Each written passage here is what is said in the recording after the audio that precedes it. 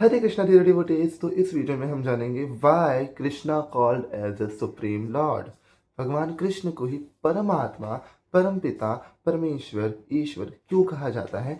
तो सबसे पहले तो भगवत गीता के फर्स्ट चैप्टर के शुरू होने से पहले ही भगवान ने हमें ये कह दिया था कि इस कलयुग में जो लोग पर्याप्त बुद्धिमान हैं वे भगवान की उनके पार्षदों सहित संकीर्तन यज्ञ द्वारा पूजा करेंगे। अर्थात जो व्यक्ति इतना विवेकवान है, जो व्यक्ति बुद्धिमान है, जिसकी बुद्धि ऑलरेडी ऑलरेडी स्थिर तो नहीं कह सकते, बट जिसकी बुद्धि थोड़ी शुद्ध है, वह पूजा, संकीर्तन, यज्ञ द्वारा, पूजा पाठ द्वारा, इन सब के द्वारा भगवान की पूजा करेगा। इस कलयुग में जो विवेकवान मनुष्य है, विवेकवान तो कोई है नहीं, संसार में बहुत कम लोग हैं। विवेकवान से अर्थ है कि जिसकी बुद्धि थोड़ी सी शुद्ध है, जिसको समझ है, सही और गलत का ज्ञान है, वह। उसके बाद भगवान ने फिर कहा कि संसार के सारे भौतिक कार्यकलाप प्रकृति के तीन गुणों के अधीन संपन्न होते हैं। यद्यपि प्रकृति के तीन गुण परमेश्वर कृष्ण से उद्भूत है, फिर भी भगवान कृष्ण उनके अधीन नहीं होते। अर्थात प्रकृति के तीन गुण क्या है? रजोगुण, तमोगुण और सतोगुण। रजोगुण जिसमें गुस्सा होता है, तमोगुण जिसमें गुस्सा और लस्ट दोनों होता है, और सतोगुण जो गुस्से को, काम, क्रोध, मोह, लोभ और मद मत्सर्य को पार करके भगवान को प्राप्त कर पाता है और सतोगुणी बुद्धि कर पाता है। अब सतोगुण बुद्धि कैसे होगी? नाम जप से, पवित्र आहार से, मांसाहार नहीं करने से, तामसिक भोजन ग्रहण नहीं करने से और भजन करने से सतोगुण बुद्धि अपने आप हो जाएगी, पर इसमें समय लगेगा। उसके बाद भगवान कहते हैं, कम बुद्धि वाले व्यक्ति देवताओं से अनुग्रह पाने की आशा करते हैं और ऐसी वस्तुएं प्राप्त करते हैं जो अस्थायी होती है और मृत्यु के समय समाप्त हो जाती है। वास्तव में ये सारे लाभ भगवान द्वारा ही प्रदान किए जाते हैं। इसका अर्थ यहाँ पर कलयुग में मनुष्य कैसा है, किस उसका कैरेक्टर बताया जा रहा है कि मनुष्य देवताओं की पूजा करता है ताकि उसको माया रूपी संसार में जीने के लिए कुछ वस्तुएं मिल सके, जैसे कि काम, क्रोध, मोह, लोभ, मद मत्सर्य तो हैं, पर भोगों में उसकी ज़्यादा रुचि रहेगी जो भगवान के चरणों से दूर रहेगा। भगवान को छोड़ के वो देवताओं के पास जाएगा। देवता are the servant of the lord. आगे आगे भगवान कृष्ण कहते हैं, मैं समस्त आध्यात्मिक तथा भौतिक जगतों का कारण हूँ।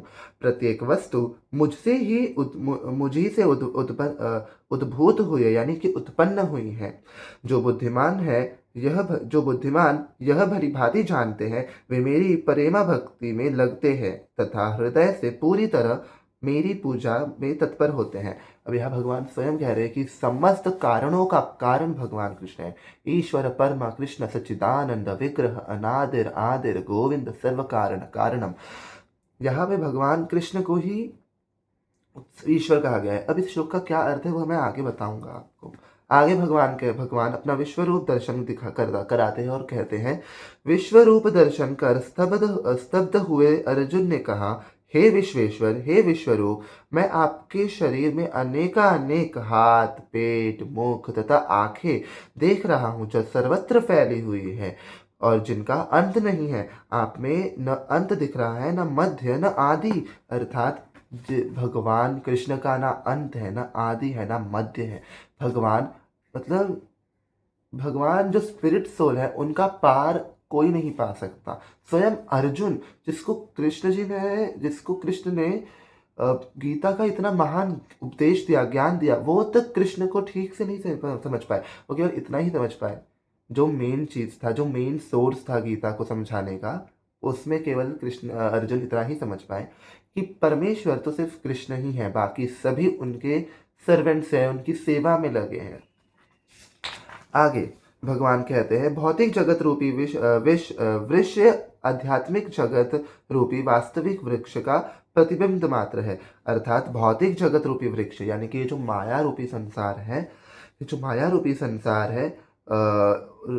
वो आध्यात्मिक जगत रूपी वास्तविक वृक्ष का प्रतिबिंब मात्र है। इस भौतिक जगत रूपी वृक्ष में आसक्त रहते वाले मनुष्य की मृत्यु की कोई संभावना नहीं होती, लेकिन जो मनुष्य आध्यात्मिक जगत रूपी वृक्ष को समझ लेता है वह वह आत्ममुक्ति कर सकता है। अर्थात जब आध्यात्मिक वृक्ष और माया रूपी वृक्ष, ये वृक्ष यानी कि अम, जो स्पिरिचुअलिटी में जो भक्ति को प्रैक्टिस कर रहा है उसको अटैचमेंट नहीं रहेगी, मतलब रहेगी बट इतनी ज़्यादा नहीं रहेगी।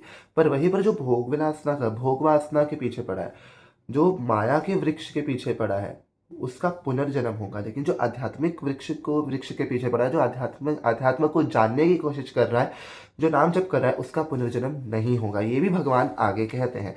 और भौतिक जगत में रह के मनुष्य जिस तरह का आहार करता है या मृत्यु के समय जिस भी चीज़ के बारे में सोचता है, अगला जन्म मनुष्य को वही मिलता है। लेकिन जो व्यक्ति भजन कर रहा है, जो व्यक्ति आजीवन भजन कर रहा था, नाम जप कर रहा है, उसको मृत्यु के समय भगवान ही याद आएंगे। अब यहाँ पे एक कॉन्सेप्ट ये भी आता है कि लोग कहते हैं कि भक्ति तो बुढ़ापे का काम है, भाई अभी से क्यों लग गए। नहीं, यदि आजीवन भजन करोगे तभी मृत्यु के समय तुम्हें भगवान याद आएंगे। नहीं तो आजीवन भोग वासना में लगे हो तो मृत्यु के समय भी भगवान याद नहीं आएंगे। It's all about spiritual practice. आगे भगवान कहते हैं, मैं प्रत्येक जीव के हृदय में आसीन हूँ और मुझसे ही समृद्धि, ज्ञान तथा विस्मृति होती है। मैं ही वेदों के द्वारा जानने योग्य हूँ। निसंदेह मैं वेदांत का संकलन करता तथा समस्त वेदों को जानने वाला हूँ। अर्थात समस्त वेदों के स्वामी श्री कृष्ण है। वेद पुराण शास्त्र के स्वामी श्री कृष्ण है। वेद पुराण शास्त्र पढ़ने के बाद आपको जिसके बारे में पता चलेगा वो परमात्मा पिता कृष्ण है। आगे भगवान कहते हैं, सदैव मेरा चिंतन करो, मेरे भक्त बनो, मेरी पूजा करो और मुझे नमस्कार करो। इस प्रकार तुम निश्चित रूप से मेरे पास आओगे। मैं तुम्हें वचन देता हूँ क्योंकि तुम मेरे परम मित्र हो। अब इस संसार में भगवान से बड़ा मित्र तो कोई है नहीं। अब यहाँ पे श्री कृष्ण जो परमात्मा है वो स्वयं कह रहे हैं कि मैं ही तुम्हारा परम मित्र हूँ, मैं ही तुम्हारा कल्याण कर सकता हूँ। इस जगत में कोई भी तुम्हारा कल्याण नहीं कर सकता सिवाय कृष्ण के। इसलिए कृष्ण को नमस्कार करो, कृष्ण को ही भोग लगाओ, कृष्ण का ही पाए, कृष्ण को भोग लगा हुआ ही खाओ। कृष्ण पत्रम पुष्पम फलम तोयम यो में भक्त्या प्रयच्छति। भगवान कृष्ण स्वयं कह रहे हैं, पत्र पुष्प फल जल ये सब कुछ भगवान का ही दिया हुआ है और ये सब भगवान का दिया हुआ है तो भगवान को अर्पित किए बिना नहीं खाना चाहिए। क्योंकि उसमें जब हम भगवान को कुछ ऑफर किए बिना ही खा लेंगे तो उसमें रहती है तमोगुणी वृद्धि, उसमें रहता है पाप। भगवान कह रहे हैं यदि तुम मुझे भोग लगा के खाओगे तो उस भोजन में से जितनी भी तमोगुणी इच्छाएं है, जितने भी तमोगुण है, सब नष्ट करके वह एक प्रसाद बनेगा। और भगवान को भोग लगने के बाद वह जब एक प्रसाद बनता है तो वो खाने योग्य होता है। नहीं तो बिना भोग लगाए खाने वाली वस्तु, उसमें सिर्फ तमोगुण काम क्रोध मोह लोभ मद मत्सर्य ही रहते हैं। क्योंकि हमें नहीं पता कि हमने किस चिंतन से किसके लिए क्या बनाया है। इसीलिए भगवान को भोग लगाने के बाद जब भोजन शुद्ध पवित्र प्रसाद बन जाए तभी उसको ग्रहण करना चाहिए। आगे भगवान कहते हैं सेकंड अध्याय में, एक मिनट, तो सेकंड अध्याय के दूसरे श्लोक में भगवान कहते हैं, ईश्वर परम कृष्ण सच्चिदानंद विग्रह अनादिर आदिर गोविंद सर्व कारण कारणम। अर्थात ऐसे अनेक पुरुष हैं जो भगवान के गुणों से युक्त है, किंतु कृष्ण परम है क्योंकि उनसे बढ़कर कोई नहीं है। वे परम पुरुष है और उनका शरीर सच्चिदानंदमय है। वे आदि भगवान गोविंद है और समस्त कारणों के कारण है। ब्रह्म संहिता में भी इसका वर्णन मिलता है। भगवान में भी भगवान के नाना अवतारों की सूची की गई है, किंतु कृष्ण को आदि भगवान बताया गया है जिनसे अनेक अवतार तथा ईश्वर विस्तार करते हैं। उसके बाद एक और श्लोक बताया है जो भगवान ने खुद बोला है, अतः चान शकला पुंसः कृष्णस्तु भगवान स्वयं इंद्रिय व्याकुल लोक पुण्यति युगे युगे। अर्थात कृष्णस्तु भगवान स्वयं, कृष्णस्तु भगवान स्वयं, अर्थात कृष्ण ही भगवान है, कृष्ण ही आदि भगवान है, कृष्ण ही ईश्वर है, कृष्ण ही समस्त कारणों के कारण है। इसलिए यहाँ लिखा है सर्व कारण कारणम, सभी कारणों के कारण जो कृष्णस्तु भगवान स्वयं, जो कृष्ण है वही परमपिता है, वही भगवान है। अब इस श्लोक का अर्थ है, यहाँ पर वर्णित सारे अवतारों की सूची या तो भगवान की अशंकलाओं अथवा पूर्ण कलाओं की है, किंतु कृष्ण तो स्वयं भगवान है। अतः कृष्ण आदि भगवान, परम सत्य परमात्मा तथा निर्विशेष ब्रह्मा दोनों के उद्गम है। अर्थात ब्रह्मा को भी रचने वाले कृष्ण है। ब्रह्मा, विष्णु और महेश तीनों को रचने वाले कृष्ण है। इस संसार में मल्टीवर्स है, मल्टी यूनिवर्स है। हर ब्रह्मांड को चलाने के लिए एक ब्रह्मा विष्णु महेश हर ब्रह्मांड में है, हर यूनिवर्स में है। और इन सभी ब्रह्मा विष्णु महेश की रचना करने वाले हमारे परम पुरुषोत्तम भगवान श्री कृष्ण है। इसीलिए ब्रह्मा विष्णु महेश सभी कृष्ण से उत्पन्न हुए हैं। There are 3 types of Vishnus, Garbhodakshayi Vishnu, Kshirodakshayi Vishnu और महाविष्णु। और ये तीनों विष्णु कृष्ण से ही उत्पन्न हुए हैं। कृष्ण ही समस्त कारणों के कारण है। ये तीनों विष्णु का संचार कृष्ण से हुआ है। ब्रह्मा विष्णु महेश का संचार कृष्ण से हुआ है। कृष्ण को समझना ब्रह्मा के भी बस की बात नहीं है, ब्रह्मा की भी खोपड़ी चकरा जाएगी।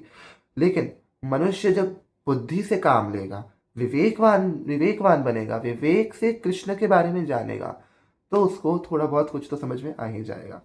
तो इस वीडियो में मैंने आपको बस अपने साइड से ये बताने की कोशिश की कि भगवान को कृष्ण को ही आदि भगवान क्यों कहा जाता है। क्योंकि कृष्ण स्वयं कहते हैं कि मैं तुम्हारा परम मित्र हूँ, मेरा पूजन करो, मुझे नमस्कार करो, मैं तुम्हें इस भवसागर से पार ले जाऊंगा।